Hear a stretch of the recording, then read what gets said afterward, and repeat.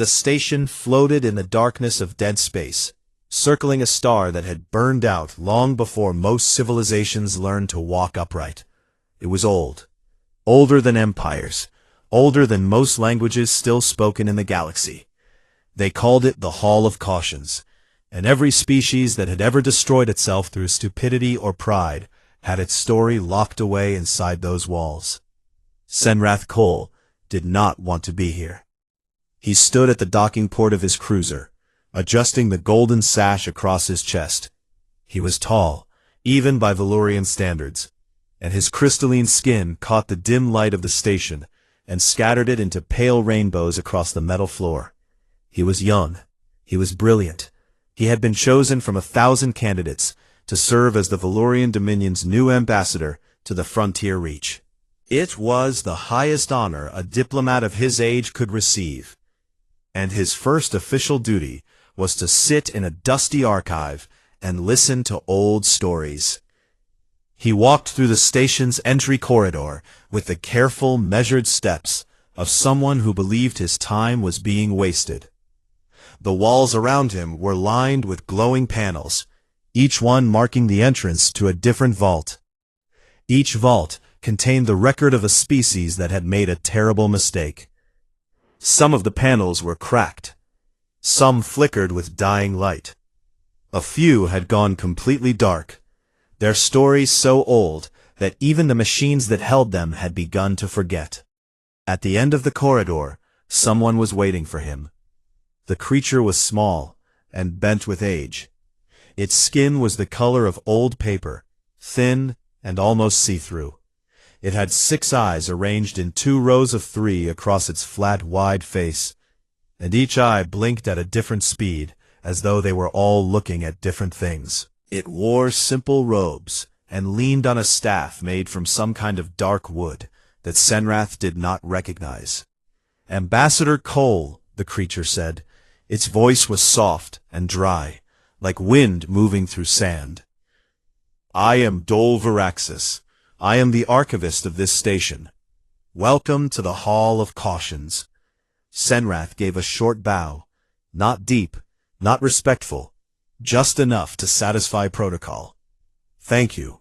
I understand this orientation is required before I take my posting." "It is." "Then let us begin. I have a schedule to keep." Dol Varaxis studied him with those 6 blinking eyes and said nothing for a moment. Then the old creature turned and began to walk, slowly, deeper into the station. Senrath followed. They passed vault after vault.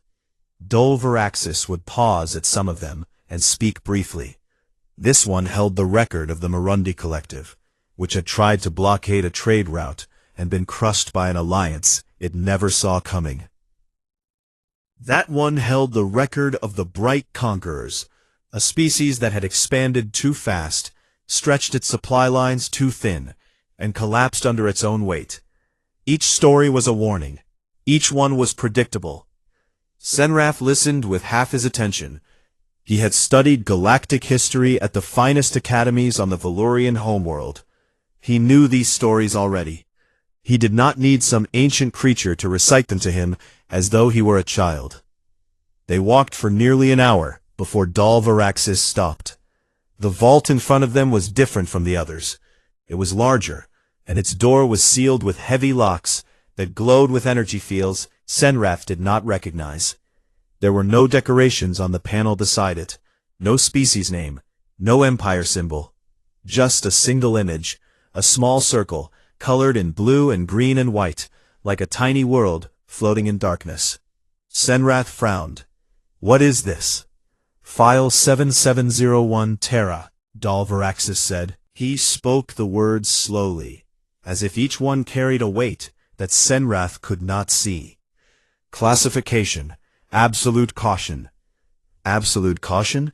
Senrath had never heard that term used in archive records. "What does that mean?" "It means this," Dol Varaxis said. He turned to face Senrath fully, and for the first time, all 6 of his eyes focused on the same thing, the young ambassador's face. "Do not provoke them. Do not blockade them. Do not threaten them. Do not insult them. Do not test them. And under no circumstances, none, engage the species known as humans in open warfare. Senrath stared at the old creature. Then he looked at the vault. Then he looked back at Dolveraxis. And then he laughed. It was not a kind laugh. It was the laugh of someone who had been told to fear a small animal. Humans, he said. You are speaking of the humans? The soft creatures from that unremarkable world in the outer arm? They only discovered faster-than-light travel 200 years ago. They are infants. Their ships are crude. Their bodies are fragile. A Valorian child could crush a human with one hand. He shook his head, still smiling. I expected something more impressive from an absolute caution file. A rogue artificial intelligence, perhaps. Or a species with natural control over dark energy. Not small, soft-skinned mammals that live for less than a century. Dolveraxis did not react to the laughter. He did not flinch. He did not argue. He simply waited until Senrath was finished, and then he spoke. 3 empires laughed exactly as you did just now. The words were quiet, but something in the way the old archivist said them made the air in the corridor feel colder. 3 empires looked at the humans and saw what you see. Small bodies, short lives, primitive technology. 3 empires decided that the humans were beneath concern. That they could be conquered, contained, or destroyed without consequence. Dolveraxis took a slow step toward Senrath. His 6 eyes were steady now, not blinking, not wandering. 2 of those empires no longer exist. Their worlds are empty. Their names are spoken only in this archive. The 3rd empire survived, but only because the humans allowed it to survive. And I know this, because I belong to that 3rd empire. Senrath's smile faded. The Thessarai, he whispered. He looked at the old creature again, with new eyes.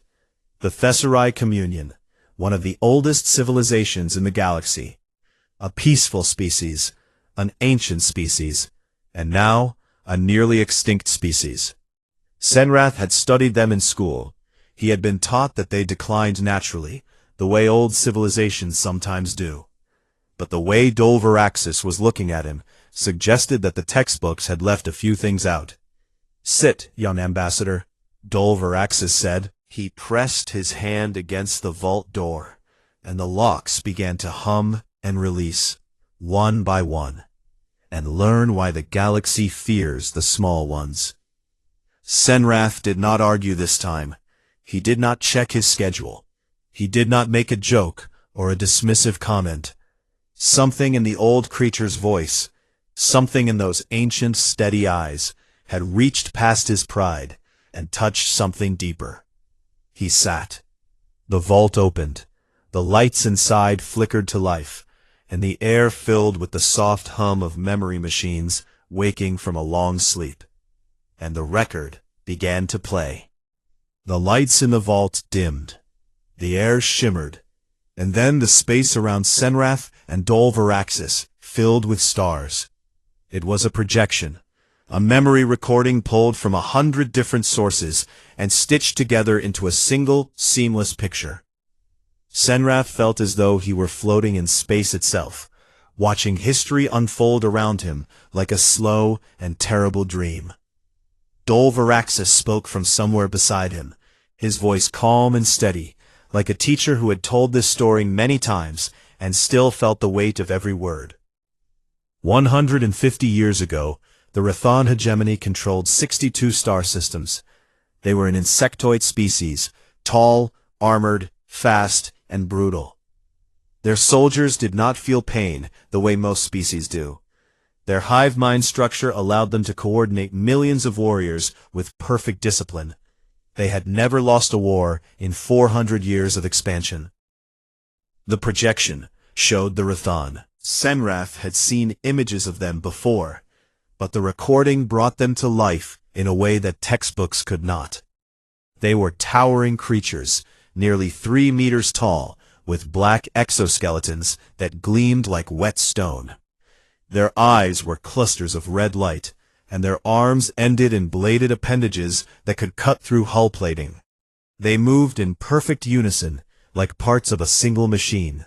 In the outer territories, near the edge of Rhython space, Varaxis continued, their patrols encountered a human colony ship. It was called the ESS Dawning. It carried 463 civilians, families, scientists, engineers, on their way to settle a new world. The projection shifted. Senrath saw the colony ship. It was small, simple, a long cylindrical vessel with no weapons, no shields worth mentioning, and a hull that looked like it had been patched together from spare parts. Compared to the massive Rhython warships that surrounded it, it looked like a toy. The Rhython commander, Hive Admiral Vrecht, sent no warning. He made no attempt to communicate. He looked at the human vessel, decided that it was nothing, and ordered his ships to open fire. The projection showed it. Senrath watched the Rhython weapons tear through the colony ship like claws through paper. The hull split apart. The air inside rushed out into the vacuum. Bodies tumbled into the darkness, men, women, and children, spinning slowly in the cold silence of space. 463 lives ended in less than 90 seconds. The Rhython recorded the event as a minor border cleaning, Varaxis said. They filed their report and moved on. They did not think about the humans again. He paused. That was their first mistake. The projection jumped forward. The recording now showed human space, a collection of young colonies and busy shipyards orbiting a dozen worlds. Something had changed. The energy was different. The shipyards that had been building cargo vessels and exploration craft were now building something else entirely. Warships, dozens of them, then hundreds. The humans did something that no one expected, Varaxis said. Their scientists recovered pieces of the destroyed colony ship and analyzed the Rhython weapon signatures. Within 6 months, they had reverse-engineered the Rhython shield frequencies. Within a year, their shipyards had produced a war fleet 3 times larger than any intelligence estimate had predicted. Senrath leaned forward. How? They were a single-system species at that time. How could they build so fast? Because humans do not stop, Varaxis said simply. Their workers operated in shifts, day and night, without rest. When one team collapsed from exhaustion, another took their place within minutes. They did not sleep properly for months. Their medical reports from that period show stress fractures, organ damage, and psychological breakdowns across their entire workforce. They did not care. They kept building. The projection changed again. It showed the human fleet, sleek, angular vessels painted in dark colors, moving through space in tight formation. They were not elegant. They were not beautiful. They were built for one purpose, and that purpose was clear in every sharp edge and heavy gun mounted on their hulls. But the humans did not attack the Rhython fleet directly. Varaxis said, that is important. A lesser species would have charged in, burning with anger, and been destroyed. They studied. The projection showed human intelligence teams analyzing everything, Rhython biology, their hive mind communication networks, their food supply chains, their social structure. They mapped every weakness. They tested every vulnerability. They took their time. The humans discovered that the Rhython hive mind depended on chemical signals, pheromones, produced by specialized queens on their agricultural worlds. Without those signals, Rhython drones could not coordinate. They could not follow orders. They could not even feed themselves properly. The entire structure of the hegemony rested on 12 key worlds that produced these chemical signals. Senrath felt something cold settle in his chest. He already knew where this was going. The humans did not attack military targets. They deployed bioengineered agents, airborne chemicals, designed to disrupt Rhython pheromone communication, on all 12 agricultural worlds simultaneously. The projection showed it. Silent, invisible clouds spreading across Rhython farming worlds. And then, chaos. Billions of Rithon drones, stumbling, confused, unable to understand the orders being sent to them. Soldiers turning on each other. Workers abandoning their posts.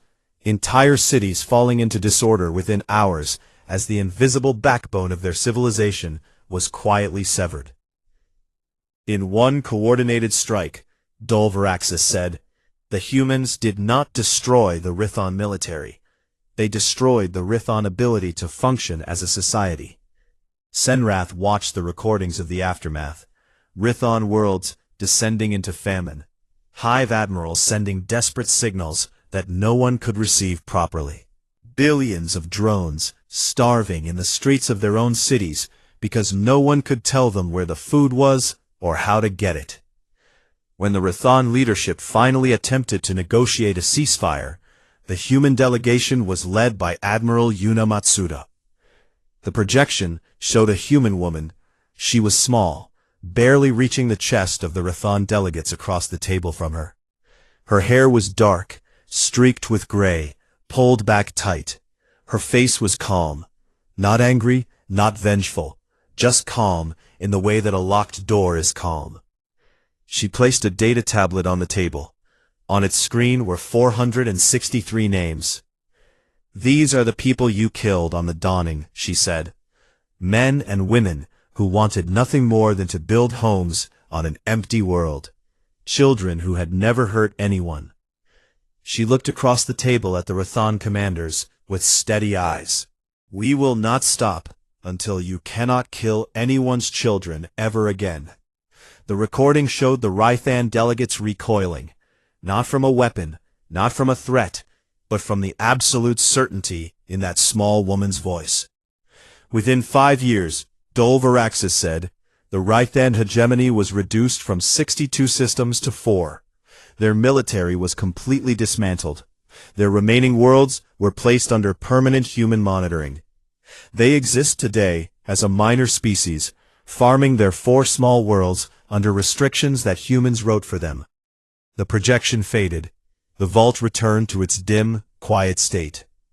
Senrath sat in silence for a long time. His crystalline skin had shifted from its usual bright gold to a darker, cooler shade, the Valurian sign of deep thought. They were insects, he said finally. Hive-minded, rigid, they could not adapt to an unconventional attack. The Valurian Dominion is different. We are flexible. We would not fall to such a strategy. Dolvaraxis looked at him. The old creature's expression did not change, but something in his eyes shifted. Something that might have been sadness, or might have been pity. That is what the Second Empire said as well, he replied, word for word. Shall we continue? Senrath did not answer immediately. His pride told him to stand up and leave. His instinct told him to stay. He stayed. Dolvaraxis reached for the next record, and the vault began to hum again. The second record began with music. It was a war anthem, deep, thundering drums and sharp, rising voices, singing in a language Senrath did not understand. The projection filled the vault, with the image of a world covered in tall mountains and violent storms, where lightning split the sky every few seconds, and the wind never stopped howling. This was Kelvar Prime, the homeworld of the Kelvari Ascendancy. The Kelvari, Dolvaraxis said, were not like the Rythan. They were not mindless. They were not rigid. They were, by every measure, one of the most intelligent and adaptable warrior species the galaxy has ever produced. The projection showed the Kelvari in their full glory. They were tall, taller than the Rythan, taller even than the Valurians. Their bodies were covered in sleek feathers that shifted color with their moods, from deep blue in calm moments to burning red in anger. Their faces were sharp and proud, with curved beaks and eyes like polished amber. Their arms ended in hands with 4 long fingers, each tipped with a talon that could punch through light armor. They were beautiful. They were terrifying. The Kelvari believed in strength above all things, Dolvaraxis continued. Their entire culture was built on the idea that the strong deserved to rule and the weak deserved to serve. Every child was tested from birth. Every adult earned their rank through combat. Their nobles were the greatest fighters of each generation, and their king, the Talon Lord, was the greatest fighter of them all. Senrath nodded slowly. He knew the Kelvari well. His own species had traded with them for centuries. They were proud, honorable, and dangerous. A worthy enemy for any empire. 80 years ago, Dalvaraxis said, the Kelvari turned their eyes toward human space. Their Talon Lord at the time was a warrior named Ashkir. Young, brilliant, and hungry for glory. He looked at the 12 human colonies along the frontier reach and declared them Kelvari territory. The projection showed Ashkir standing on the bridge of his flagship, the Talon of God, a massive warship nearly 2 kilometers long, surrounded by the largest fleet the Kelvari had ever assembled. 4,000 ships, crews of the finest warriors their species had ever produced. An army built to conquer worlds. Ashkir did not make the Rithon mistake, Dalvaraxis said. He did not attack civilians. He sent a formal declaration to the human governments, claiming the 12 systems and giving the humans 30 days to withdraw. He expected them to submit, as every weaker species had done before. And they refused, Senrath said quietly. They refused. The projection showed the human response, a single message transmitted on all frequencies, signed by the United Earth Defense Council. It was short. It read, "These worlds are ours. Come and take them if you can." Ashkir was delighted. He had hoped for a fight. The Kelvari Storm Armada entered human space, expecting a swift, glorious conquest, Dalvaraxis said. They expected the humans to meet them in open battle, ship against ship, as any honorable enemy would. He paused. What they got instead was something they had never experienced before. The projection showed the first engagement. The Kelvari fleet advanced in perfect formation toward the first human colony. Their sensors showed a small human defense fleet, perhaps 200 ships, waiting for them. Ashkir ordered the attack, and the human fleet ran. They scattered in every direction, disappearing into a nearby asteroid field. The Kelvari gave chase, their superior speed and firepower giving them confidence. But when they entered the asteroid field, the rocks began to explode. The humans had spent weeks seeding thousands of autonomous mines throughout the field. Tiny, nearly invisible devices that locked onto Kelvari engine signatures and detonated on contact. 47 Kelvari ships were destroyed in the first hour, not by enemy fire, by rocks that blew up when they got too close. The humans did not fight with honor, Dalvaraxis said. They fought with tricks. The projection jumped forward through battle after battle. Each one was different. Each one was worse. In one engagement, the humans used electronic warfare to create ghost images on Kelvari sensors. Phantom fleets that appeared and disappeared, drawing the real Kelvari forces into traps and ambushes. Ashkar's admirals spent days chasing ships that did not exist, while real human strike teams hit their supply convoys from behind. In another, the humans broadcast recordings on open Kelvari communication channels, recordings of Kelvari distress calls from earlier battles. The screams of dying warriors played on repeat, flooding every frequency. It was not a military strategy, it was psychological warfare, and it worked. Morale among the Kelvari crews began to crack. Every time the Kelvari adapted to a human tactic, Dalvaraxis said, the humans had already changed to a new one. They learned from every battle. They analyzed every engagement. They shared information across their entire fleet in real time, adjusting their strategies within hours, sometimes within minutes. Senrath watched with growing unease. The Kelvari were not fools. They were elite warriors with centuries of combat experience. But the humans moved faster. Not physically. The Kelvari were faster, stronger, and better armed in every way. But mentally, The humans thought faster. They adapted faster. They learned faster. The war lasted 14 months, Dolveraxis said, and it ended not with a great battle, but with a single act that broke the Kelvari spirit completely. The projection showed the Talon of God, Ashkir's flagship, orbiting a contested world. 15,000 warriors crewed the vessel. It was the most heavily defended ship in the Kelvari fleet. A team of 12 human special operatives infiltrated the flagship. Senrath blinked. 12. They entered through maintenance tunnels designed for repair drones. Tunnels so small that a Kelvari warrior could not fit through them. The humans crawled through those tunnels for 11 hours, moving in complete silence, in total darkness, in spaces barely wide enough for their bodies. The projection showed footage recovered from the humans' helmet cameras. Senrath watched them crawl, meter by meter, through pipes and shafts meant for machines, their bodies pressed flat against metal walls. They did not speak.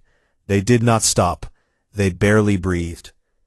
When they emerged, Dolveraxis continued, they moved through the ship's interior in coordinated strikes. They disabled communication systems, sealed critical corridors, and created confusion among the crew. And then they reached the command deck. The recording showed the final assault. 12 humans against a room full of Kelvari royal guards, warriors who had trained their entire lives for exactly this kind of fight.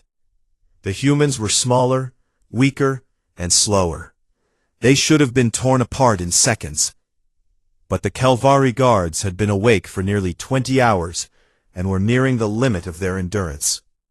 The humans had been awake for 42 hours without sleep, 42 hours of crawling, fighting, and moving through a hostile ship with no rest, no relief, and no margin for error. Their medical reports later showed that several of them were operating on stimulants so powerful that their hearts were beating at nearly twice the normal rate. One operative completed the mission with a broken arm that she had set herself in a maintenance tunnel using a metal pipe as a splint. They captured Talon Lord Ashkur alive. They did not kill him. They treated his wounds.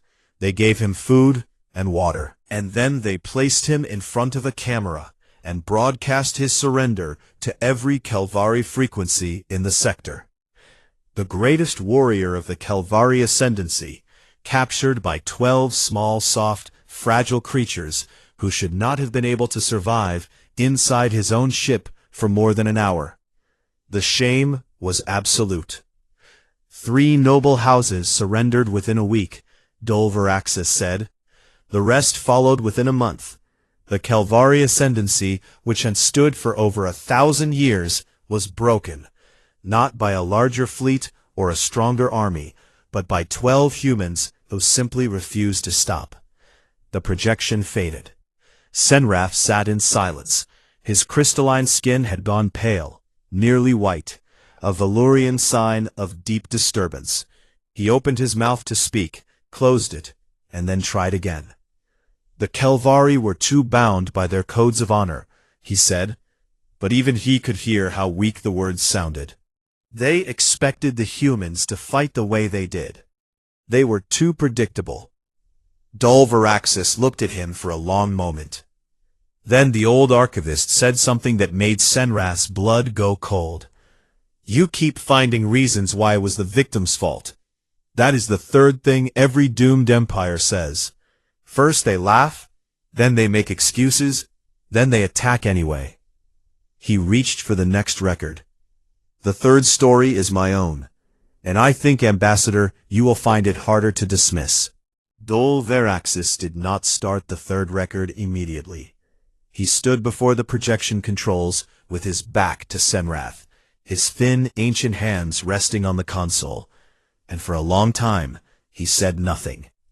The vault was silent except for the low hum of machines and the sound of the old creature breathing, slow, unsteady breaths that carried the weight of something Senrath could not yet understand. When Dolveraxis finally spoke, his voice was different. It was no longer the calm, measured voice of an archivist delivering a lesson. It was softer, heavier, It was the voice of someone reaching into a wound that had never fully healed. "My people," he said, "the Thessari Communion, are the oldest living civilization in this region of the galaxy. We have existed for more than 200,000 years. We have seen empires rise and fall like seasons.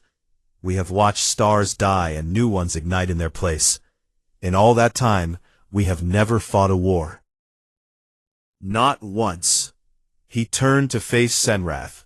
His 6 eyes were dim, not with age, but with something else. Something that looked like grief. "We are empaths. We feel what others feel. When someone near us suffers, we suffer with them. When someone dies, we feel their death echo through us like a stone dropped into still water. This is why we never built weapons. This is why we never raised armies. The very idea of causing pain is physically unbearable to us." He activated the projection. The vault filled with the image of the Thessari homeworld, a beautiful green world covered in vast gardens and crystal towers that caught the light of their sun and scattered it into endless rainbows. It looked like a paradise. It looked like a place where nothing bad could ever happen. 40 years ago, Dolvaraxis said, "we made a mistake that nearly ended us." It showed the Thessari Council, a circle of elders, seated in a great hall of living wood and flowing water. They were afraid. Senrath could see it in their posture, in the way their thin bodies leaned toward each other, as though seeking comfort. On the screens before them were maps of human expansion, colony after colony, spreading outward through the galaxy, faster than anyone had predicted. "We feared them," Dolvaraxis said. "Not because they had attacked us, they had not. Not because they had threatened us, they had not done that either. We feared them because of what we had seen them do to others, the Rithon, the Kelvari. We watched those empires fall, and we saw what humans were capable of when provoked. And we thought, what happens when they come to our borders? What happens when they decide they want what we have?" He closed his eyes. "We should have talked to them. We should have sent diplomats. We should have done what we have always done, reached out with open hands and open hearts. But fear is a poison, Ambassador. It turns wise people into fools." The projection showed what the Thessari did instead. Secretly, using their vast wealth and ancient influence, they funded a coalition of minor species, small empires, and independent worlds that shared the Thessari fear of human expansion. Together, they built a blockade. Not a military blockade. The Thessari would never support open violence. Instead, they created a network of trade restrictions, closed routes, and denied docking rights that effectively sealed off 3 major human supply corridors. "We told ourselves it was containment," Dolvaraxis said. "We told ourselves it was protection. We told ourselves we were not hurting anyone." His voice broke slightly on the last word. "We were wrong. 3 human colony worlds, young settlements on the edge of explored space, were cut off from the supply ships they depended on. Food shipments stopped. Medical supplies ran out. Replacement parts for water purifiers and power generators never arrived. The first deaths came within 4 months, Dolvaraxis said. The elderly went first, then the sick, then the children. The projection showed images that made Senrath's chest tighten. Human children with hollow eyes and thin arms, sitting in shelters on dusty worlds, waiting for help that was not coming. Doctors performing surgery without anesthesia because their supplies had been blockaded. Farmers trying to grow food in soil that was not ready, on worlds that had not been fully prepared for settlement. Over the course of 18 months, 214,000 humans died. Most of them were very old or very young. They died of hunger. They died of treatable diseases. They died because we, a species that cannot bear to feel pain, caused more suffering than any weapon could have. Dolvaraxis was trembling now. His thin hands shook against his staff. His 6 eyes were wet. When the humans discovered that we were behind the blockade, the entire galaxy held its breath. Everyone knew what had happened to the Rythan. Everyone knew what had happened to the Kelvari. And the Thessari had no military, no weapons, no shields. Our homeworld was an open garden. If the humans came for us, there would be nothing to stop them. The projection showed human space in the days after the discovery. Military channels burning with activity. Fleet commanders requesting authorization to strike. Civilian populations demanding justice. The anger was enormous, a wave of fury that rolled through every human world like a storm. We waited for the fire, Dol Varaxis whispered. We gathered our people, we said our prayers, and we waited to die. The projection showed the Thessari homeworld. Millions of Thessari standing in their gardens, looking up at the sky, waiting for warships to appear above their clouds. Instead, a single ship dropped out of faster-than-light travel and entered orbit. One ship. It was a diplomatic vessel, Dol Varaxis said. It carried no weapons. It bore the markings of the United Earth Diplomatic Corps, and from it stepped a single human. The projection showed him, a tall man with dark skin and gray hair, wearing a simple blue uniform. His face was lined with age and tiredness, but his eyes were steady and clear. His name was James Achebe Okafor, and he was the most senior diplomat in the human government. He walked across the landing field alone.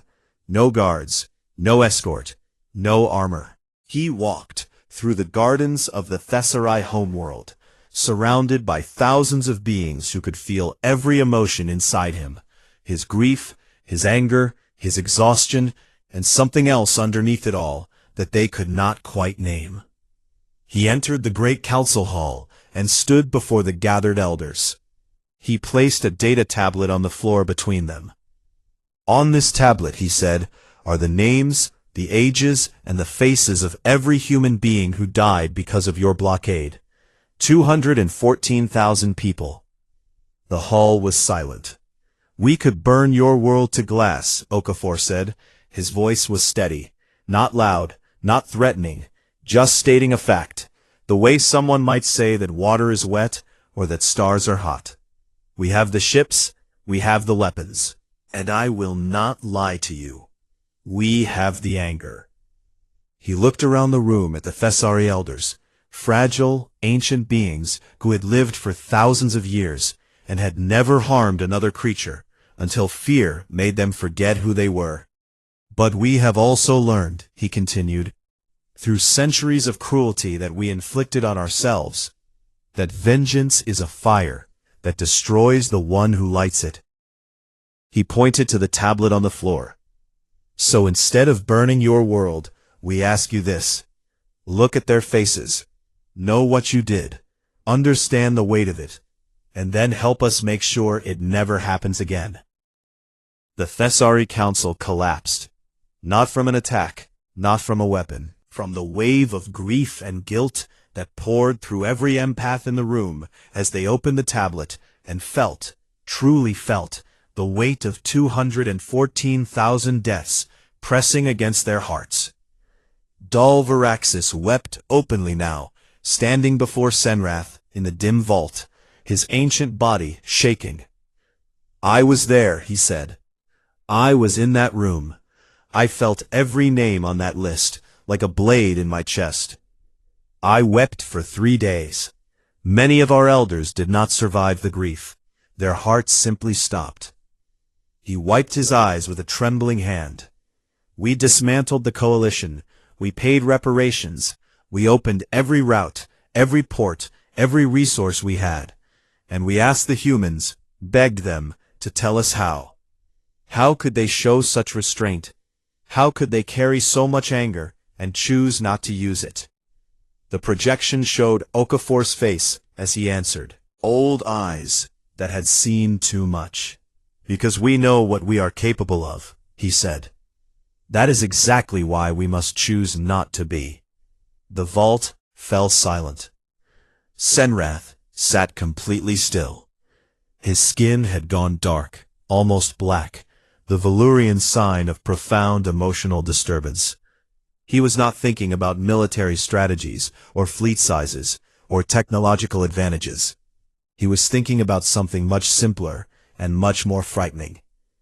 An empire that could destroy everything and chose not to. That was not weakness. That was the most terrifying kind of strength he had ever encountered. Dulveraxis closed the projection and stood in the dim light, looking older than Senrath had ever seen anyone look. "Do you understand now?" the archivist said. "It is not their ships. It is not their weapons. It is not even their endurance or their cleverness. It is that they are capable of absolute destruction and absolute mercy, and no one, not even the humans themselves, can predict which one they will choose." He fixed Senrath with all 6 eyes. "That uncertainty, Ambassador, is the most powerful weapon in the galaxy, and your empire is about to test it." Senrath said nothing, but for the first time since he had arrived at the Hall of Cautions, he was truly, deeply afraid. Senrath did not sleep that night. He returned to his quarters aboard the Valurian diplomatic cruiser and sat alone in the dark, staring at the wall. The crystal panels of his room glowed faintly with the natural light his species produced, a soft, golden shimmer that usually brought comfort.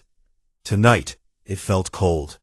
On his desk, a stack of intelligence briefings waited for him. They had arrived while he was in the archive, transmitted from the Valurian High Crystal Council on the homeworld. He had been expected to review them during his journey to the frontier reach.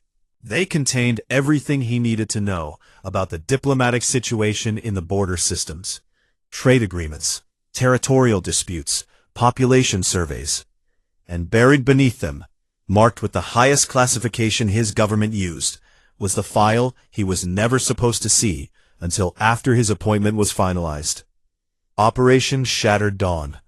The Valurian Dominion's plan to annex 4 human colony systems in the frontier reach. Senrath opened the file and read it slowly, carefully, the way a doctor reads a patient's chart when he already suspects the diagnosis is fatal. The plan was enormous. 40,000 warships, the largest armada the Dominion had ever assembled. 600 million soldiers, supply lines stretching across 20 systems. The invasion was scheduled to begin in less than 3 months, timed to coincide with a human holiday when their fleet readiness would be at its lowest. The military planners had thought of everything. They had studied human tactics. They had developed countermeasures for electronic warfare, minefields, and psychological operations. They had even prepared biological containment protocols in case the humans attempted the same kind of bioweapon strategy they had used against the Rythan. On paper, it was the most carefully planned military operation in Valurian history. Senrath read every word, and with every page, the cold feeling in his chest grew heavier. He pulled up the archive files on his personal terminal, the records Dulveraxis had shown him. He read through them again, slowly, looking for something he had missed. Not the battles, not the tactics. He was looking for the pattern. And he found it. The Rythan hegemony, the largest insectoid empire in the galaxy. Superior numbers, superior armor. They attacked the humans and were reduced to 4 systems in 5 years. The Kelvari ascendancy, 1,000 years of military tradition, 4,000 warships crewed by the finest warriors their species had ever produced. They challenged the humans and were broken in 14 months. The Thessari Communion, the oldest civilization in the region. They did not even attack the humans directly, they merely blockaded them, and the consequences nearly destroyed them. 3 empires, each one larger, stronger, and more advanced than the humans. Each one confident in its superiority. Each one certain that it would be different. None of them were. And the pattern was clear. The harder the attack, the more devastating the human response. It was not proportional. It was not equal. Humans did not match force with force. They escalated. They found the one weakness their enemy thought was hidden, and they drove into it until the entire structure collapsed. The Valurian Dominion was the largest empire to ever consider attacking humanity. If the pattern held, and there was no reason to believe it would not, the response would be unlike anything the galaxy had ever seen. Senrath closed the intelligence file. He stood up. He walked to the communications terminal in the corner of his quarters and stood before it for a long time. What he was about to do would end his career. Transmitting classified military files to the High Council without authorization from his military superiors was a crime. He would be stripped of his rank. His family name, which had served the Dominion with honor for 12 generations, would be disgraced.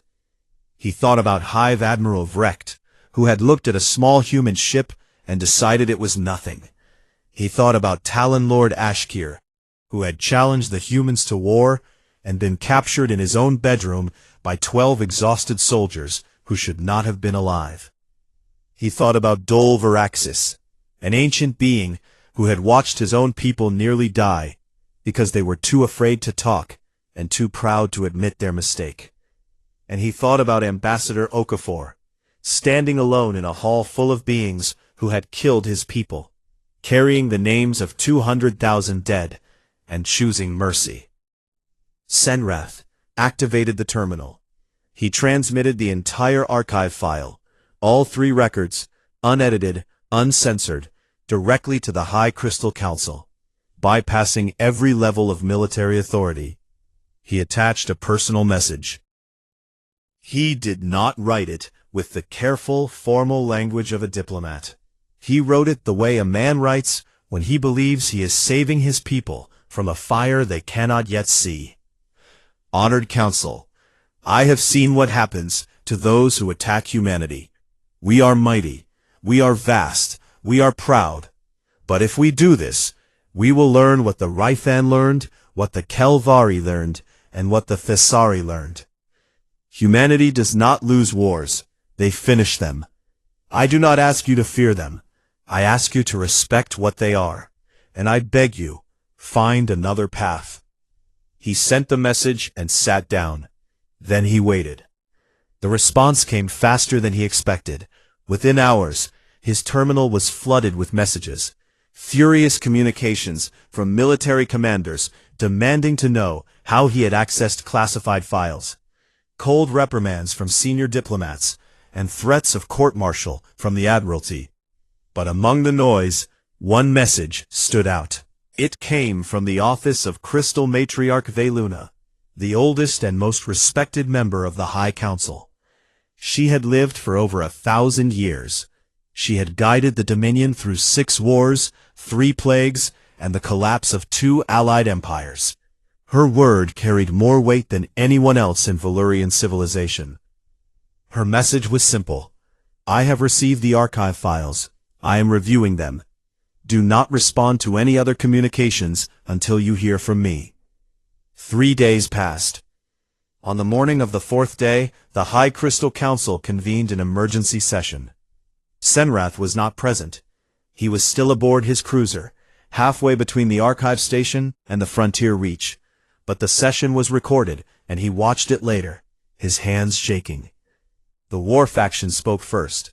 They dismissed the archive records as ancient history, cautionary tales about lesser species who made lesser mistakes. It was stronger, it was smarter. It would not fall.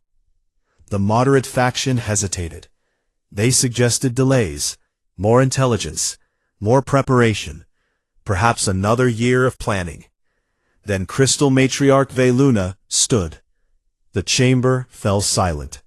She was old in a way that went beyond years. Her crystalline skin had darkened to deep amber, and her movements were slow and deliberate, like a tree bending in a wind that only she could feel. She walked to the center of the chamber and stood there for a long moment, looking at each council member in turn. I have watched the full archive recording, she said. All 3 records, every word, every image. She paused. I have ruled this dominion for 10 centuries. I have seen empires rise and fall like tides. I have sent our soldiers to war and welcomed them home. I have made decisions that cost lives and decisions that saved them. In all that time, I have learned one thing above all others. The most dangerous enemy is not the one with the biggest fleet or the strongest weapons. It is the one you do not understand. She looked at the war faction. We do not understand the humans. We look at them and see small, fragile creatures with short lives and soft skin. And that is exactly what the Rithon saw. That is what the Kelvari saw. That is what the Thessari saw. Her voice was not loud. It did not need to be. I have never seen a species that carries both fire and mercy in the same hand, and chooses between them as freely as breathing. I have never seen a species that can destroy an empire in 5 years, and forgive one in a single afternoon. And I will not risk the future of our people to find out which one they would choose for us. She straightened her back, a gesture that cost her visible effort, but carried the weight of absolute authority. The invasion is cancelled. We will send diplomats, not soldiers. This is my decision, and it is final. The war faction protested. Veluna silenced them with a look that had been ending arguments for 1,000 years. Months passed. The warships returned to their bases. The soldiers went home. And a human trade delegation arrived at the Velurian capital for the first formal exchange between the two civilizations.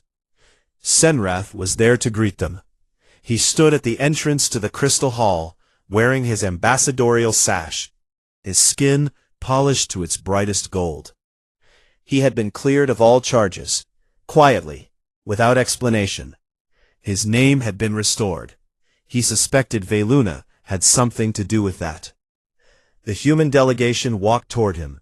There were 6 of them, ordinary-looking beings in simple uniforms, carrying data tablets and diplomatic pouches. Leading them was a woman of average height with dark hair, brown skin, and a warm, easy smile. Her name was Captain Elif Yildiz. She extended her hand, a human greeting Senrath had studied. He took it carefully, wrapping his large crystalline fingers around her small, soft ones. "Ambassador Cole," she said, "it is a pleasure to finally meet you. I hear your people gave serious thought to going to war with us." Senrath's skin flickered, a flash of pale blue that he could not control. He stared at her. "You knew?" She smiled wider. And behind the warmth, behind the friendly eyes and the easy manner, Senrath saw something else. Something old and steady and immovable. Something that had survived ice ages and plagues and world wars and the long cold silence of space. We always know, and we always appreciate it, when someone chooses the wiser path. She patted his arm gently, a gesture so casual, so human, and walked past him into the crystal hall, her small boots clicking softly on the polished floor. Senrath stood still for a long moment. Around him, the Velurian capital hummed with life, crystal towers catching the light, citizens moving through the streets, children playing in the gardens below. All of it intact, all of it alive, all of it still standing, because one old woman had watched a recording in a vault and understood what so many others had not. He thought about Dol Veraxis, alone in his archive, surrounded by the stories of dead empires. He thought about the small woman who had just walked past him, carrying the weight of a species that could end civilizations, and chose, every single day, not to. Mercy, he thought. It was mercy all along, and we almost tested its limits. He turned and followed Captain Yildiz into the hall. The doors closed behind him. Outside, the stars burned on in the silence, indifferent and ancient. And somewhere in the vast spinning dark, a small blue-green world kept turning, ordinary, unremarkable, and more dangerous than anything the galaxy had ever known.